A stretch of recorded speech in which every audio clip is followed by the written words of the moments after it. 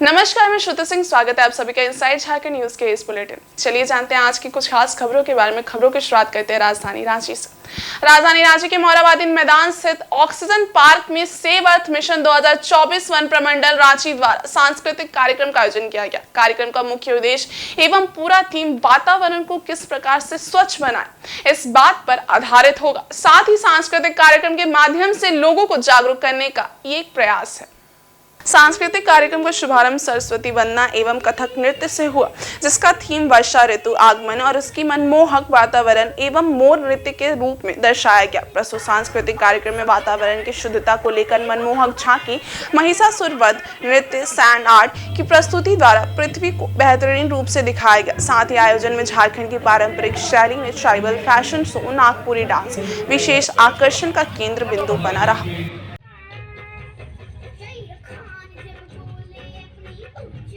उद्देश्य है कि जो भी हम लोग पर्यावरण के लिए करते हैं वो अगर हम केवल सरकारी तंत्र से करें तो वो काफ़ी छोटा प्रयास हो जाता है। जन भागीदारी, लोगों को इसको एक इमोशनल इशू बनाकर लोगों के अंदर इसको आत्मसात कराने से जब लोग जागरूक हो जाएंगे तब फिर वो अपने आप ये चीज़ काफ़ी गति पकड़ लेगी। तो इसके लिए हम चाहते हैं कि जो हमारा रांची शहर है, सर्वप्रथम यहाँ से शुरुआत की जाए, जहाँ लोग पहले से थोड़े बहुत जागरूक हैं उनको एक लेवल तक लाया जाए, ताकि ये लोग आगे चलकर जब युवा पीढ़ी आगे जाएगी तो वो वन पर्यावरण, जलवायु परिवर्तन और अन्य इस तरह के जो भी विषय हैं, क्लाइमेट चेंज, ग्लोबल वार्मिंग, इससे संबंधित जो भी उनको मौके मिले उसमें एक सक्रिय भूमिका भविष्य में निभाएं। इसके लिए हम चाहते हैं कि ये लोग सक्रिय हो और केवल एक पैसिव सिटीजन ना बने। इसी उद्देश्य से ये कार्यक्रम कराया जा रहा है। और इधर झारखंड के राज्यपाल सीपी राधाकृष्णन की अध्यक्षता और केंद्रीय कृषि एवं जनजातीय कार्य मंत्री अर्जुन मुंडा के मुख्य आतिथ्य में शहीद कृषि मेला का 1 जनवरी को शुभारंभ होगा। मेले में कृषि एवं संबद्ध क्षेत्रों से जुड़े सरकारी विभागों, निजी संस्थानों, स्टार्टअप सहित 100 से अधिक स्टॉल लगाए जाएंगे, जो किसानों के साथ साथ खेती किसानी क्षेत्र से जुड़े अन्य लोगों के लिए ज्ञानवर्धक और प्रेरणादायी होंगे। खेती किसानी से जुड़े क्षेत्रों को और अधिक उन्नत व लाभप्रद बनाना प्रधानमंत्री नरेंद्र मोदी के नेतृत्व वाली केंद्र सरकार की मंशा रही है। इसी क्रम में केंद्रीय कृषि एवं किसान कल्याण मंत्रालय द्वारा भारतीय कृषि अनुसंधान परिषद की संस्थाओं, राष्ट्रीय बीज निगम, बिरसा कृषि विश्वविद्यालय, इफ्को, राष्ट्रीय बागवानी बोर्ड, अटारी व राज्य सरकार की विभिन्न संस्थाओं के साथ मिलकर गोंडपुर मैदान, खरसावां, झारखंड में ये वृहद आयोजन किया जा रहा है। इसका उद्देश्य कृषि प्रक्रिया व उत्पादों के विभिन्न आयामों, नवीनतम कृषि मशीनरी, कृषि इनपुट और किसान अनुकूल प्रथाओं के अन्य पहलुओं को प्रदर्शित करना है। साथ ही ये मेला कृषि वैज्ञानिक, विशेषज्ञों, विस्तार कर्मियों, नीति निर्माताओं व कृषि अधिकारियों को अपना अनुभव किसान भाइयों बहनों के साथ साझा करने का मंच है। मेले में झारखंड के विभिन्न जिला में कार्यरत कृषि विज्ञान केंद्रों की भी भागीदारी सुनिश्चित की गई है। मेले में राज्य के हजारों किसान भाग लेंगे और जनप्रतिनिधि गण भी उपस्थित रहेंगे। विकसित भारत को ध्यान में रखते हुए किसानों के विकास एवं उत्थान के लिए भारत सरकार द्वारा चलाई जा रही लाभकारी योजनाओं की जानकारी मेले में उपलब्ध कराने की व्यवस्था भी की गई है। मेले के दौरान किसानों को प्राकृतिक खेती, ड्रोन का कृषि में उपयोग तथा कृषि को उद्यम के रूप में विकसित करने सहित अन्य जानकारियां भी दी जाएंगी। किसानों के समृद्धि और उनके आय को दोगुना करने का प्रयास चल रहा है और इसी दृष्टि से जगह जगह इस तरह के आयोजन किए जा रहे हैं।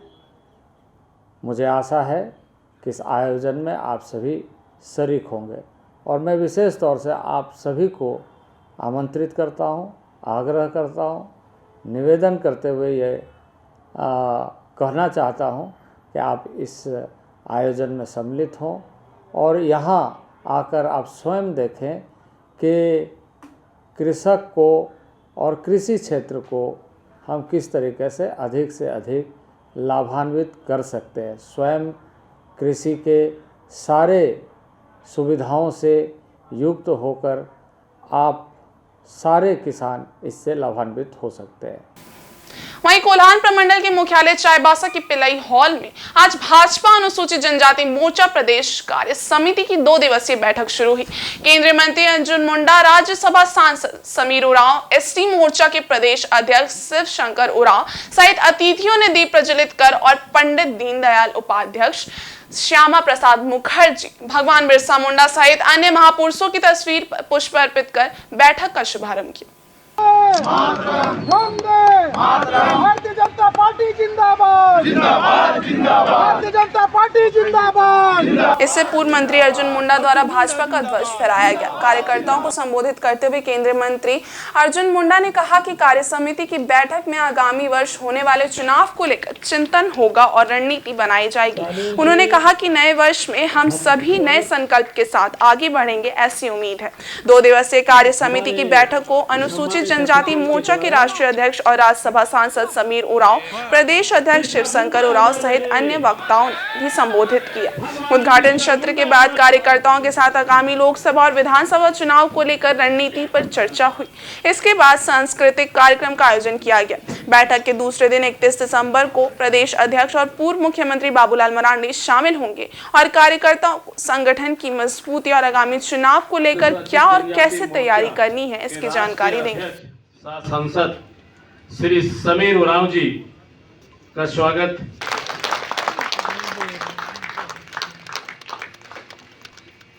वहीं चक्रधरपुर सिरसा स्टेडियम में चल रहे चक्रधरपुर रेल मंडल अंतर विभागीय क्रिकेट टूर्नामेंट का खिताब ऑपरेटिंग विभाग की टीम ने जीत लिया है। ऑपरेटिंग की टीम ने मैकेनिकल विभाग की टीम को फाइनल मुकाबले में 34 रन से पराजित कर किताब पर कब्जा जमाया। इस फाइनल मुकाबले में बतौर मुख्य अतिथि सीनियर डीएसपी पी शंकर कुट्टी मुख्य रूप से मौजूद थे। इस मौके पर सीनियर डीएन सेंट्रल से संयुक्त खेल अधिकारी संतोष कुमार, डीएसटीई से सहायक खेल अधिकारी सत्यम कुमार, एडीएफएम विनय कुमार शर्मा भी मौजूद थे। खेल की शुरुआत अतिथियों द्वारा फाइनल मुकाबले के खिलाड़ियों से परिचय प्राप्त कर किया गया। ऑपरेटिंग की टीम ने टॉस जीतकर पहले बल्लेबाजी करने का फैसला लिया। मैदान में पहले बल्लेबाजी करने उतरी ऑपरेटिंग विभाग की टीम ने जबरदस्त बल्लेबाजी की। टीम द्वारा निर्धारित 12 ओवर में 5 विकेट खोकर 113 रन बनाया गया। 12 ओवरों में 114 रन के लक्ष्य का पीछा करने उतरी मैकेनिकल विभाग की टीम शुरुआत से ही भारी दबाव में नजर आई। फलस्वरूप रन बटोरने में जहां टीम ने बल्लेबाजों की गति धीमी रही, वहीं उनके बल्लेबाज एक के बाद एक आउट होते चले गए। 8 ओवर खत्म होते होते मुकाबला एक तरफ हो चुका था। ऑपरेटिंग विभाग की टीम पूरी तरह से मैकेनिकल पर हावी थी। ऑपरेटिंग के गेंदबाज सुभाष मुर्मू ने अकेले 2 ओवर गेंदबाजी कर 11 रन देकर मैकेनिकल के 5 विकेट लेकर टीम की कमर तोड़ दी थी। आखिरकार 11 ओवर 3 गेंद खेलने के बाद मैकेनिकल टीम के सभी बल्लेबाज 79 रन बनाकर ऑल आउट हो गए। इस तरह ऑपरेटिंग की टीम ने 34 रन से किताब पर कब्जा जमाया। टीम के जीतते ही मैदान के बाहर मौजूद ऑपरेटिंग विभाग के कर्मचारी और खिलाड़ी मैदान में प्रवेश कर गए और जमकर खुशियां मनाई। इस दौरान मैदान में आतिशबाजी भी की गई। समापन समारोह में मौजूद अतिथियों द्वारा विजेता और उपविजेता टीम को पुरस्कृत कर सम्मानित किया गया। मैन ऑफ द मैच का पुरस्कार ऑपरेटिंग के गेंदबाज सुभाष मुर्मू को दिया गया। वहीं मैकेनिकल के डेविड सांगा को सबसे ज्यादा रन बनाने के लिए मैन ऑफ द सीरीज पुरस्कार से नवाजा गया।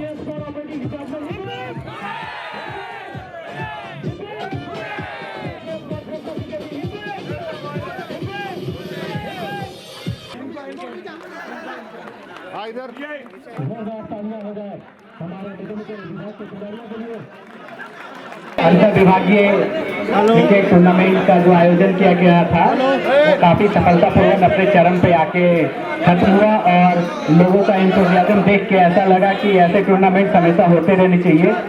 और जो मेरा पर्सनल एक्सपीरियंस है वो ये है कि आज मेरा ऑलमोस्ट 3 साल हो गया है, 3 साल प्लस हो गया है बीइंग असिस्टेंट स्पोर्ट्स ऑफिसर। और हर एक टूर्नामेंट स्टार्ट करने के पहले मैं यही सोचता हूँ कि ये अच्छे से ख़त्म हो जाए। डर रहता है लेकिन ये किस तरह अपने अंजाम पे पहुँचता है ये हमें पता भी नहीं चलता है।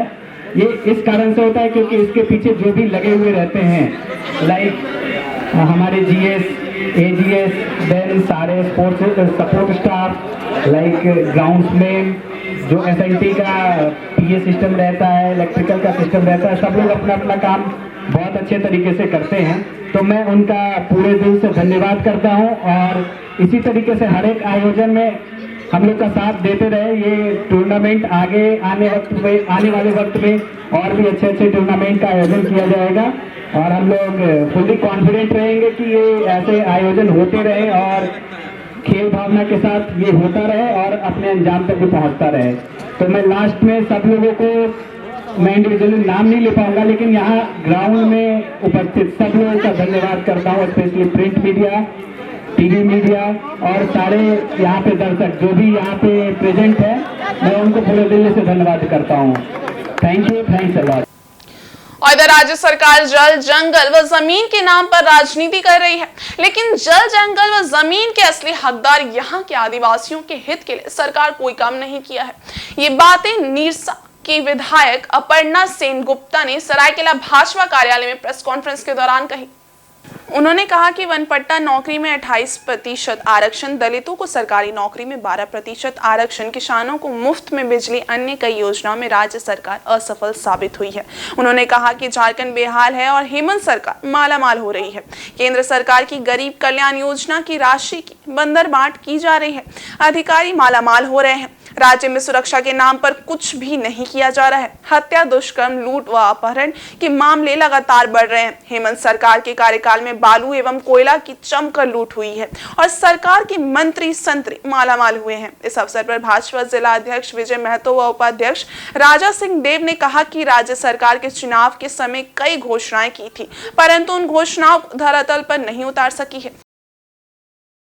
कोयला का किस तरह से अवैध कारोबार चल रहा है, बालू का लूट हो रहा है और साथ साथ पत्थर का लूट हो रहा है। ये इस राज्य में आए दिन ये हो रहा है और किसी तरह का कोई इसमें रोक टोक नहीं है। हेमंत है तो हिम्मत है, वो सब धड़ल्ले से चला रहे हैं। आज इस राज्य में महिलाएं का क्या है, महिलाएं किस तरह से 4 साल में हमारे इस राज्य की महिला, चाहे 6 साल की बच्ची से 60 साल की महिलाओं के साथ किस तरह से अन्याय अत्याचार हो रहा है, उस पर कोई कार्रवाई नहीं होता है।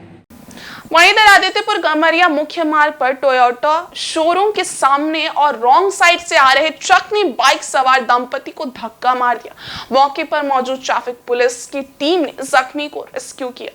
जानकारी देते हुए घायलों ने बताया कि वे लोग इलाज करवाकर आदित्यपुर से वापस शंकरपुर जा रहे थे।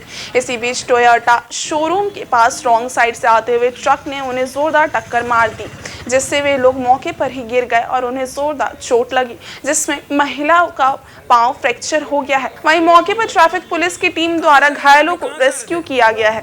घायल पुरुष का नाम रवि भक्त बताया गया है, जो शंकरपुर के रहने वाले हैं। वहीं एक्सीडेंट करने वाले ट्रक को भी पुलिस ने पकड़ लिया, हालांकि चालक मौके से भागने में सफल रहा।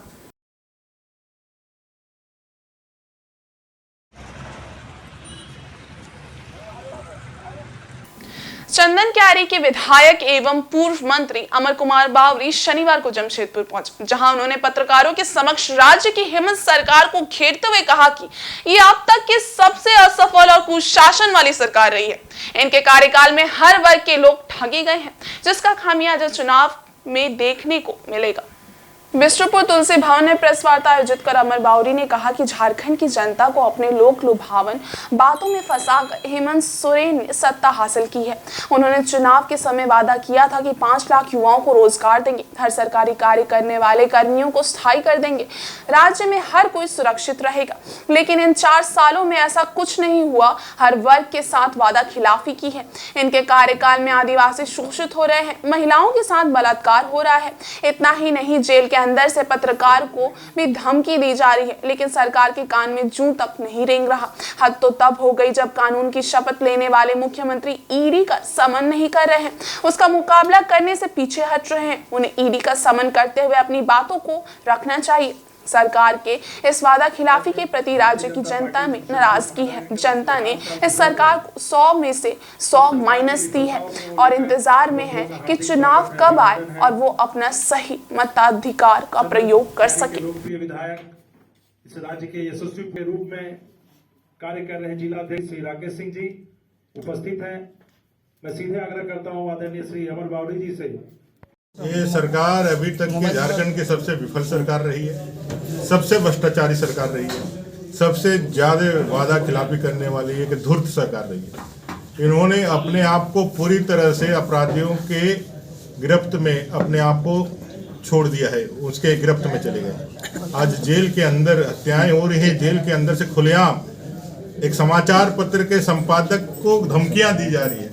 आप दिखला सकता है, बतला सकता है कि राज्य सरकार की क्या उपलब्धि है। इन्होंने ऐसा कोई सगा नहीं है जिसको ठगा नहीं है।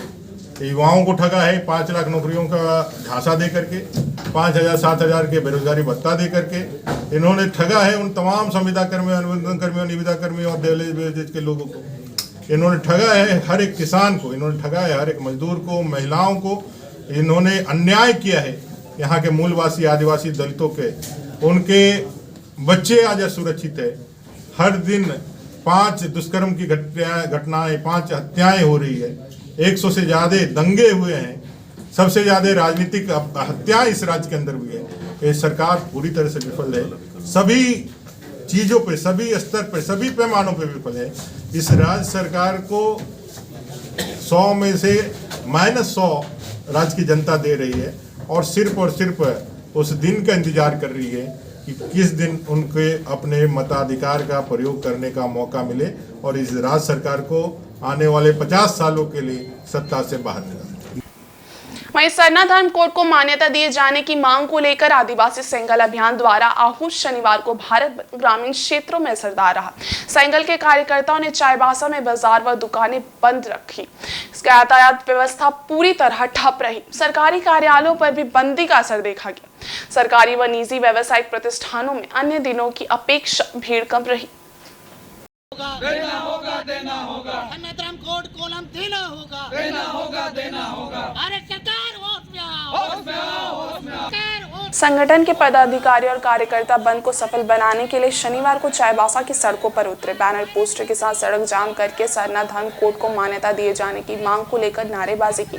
कार्यकर्ताओं ने बाजार बंद कराए और आवागमन को ठप कर दिया। चाईबासा में जिला अध्यक्ष चरण चातर के नेतृत्व में कार्यकर्ताओं ने गीत लप्पी में सड़क जाम का विरोध जताया। इस दौरान कोल्हान प्रभारी सूबेदार बिरुआ, जिला सचिव वीर सिंह गागराई सहित अन्य कार्यकर्ता मौजूद रहे। बंद समर्थकों को रोकने के लिए चाईबासा के अनुमंडल पदाधिकारी निमेश रंजन और मुफस्सिल थाना प्रभारी पवन चंद्र पाठक मौके पर मौजूद रहे।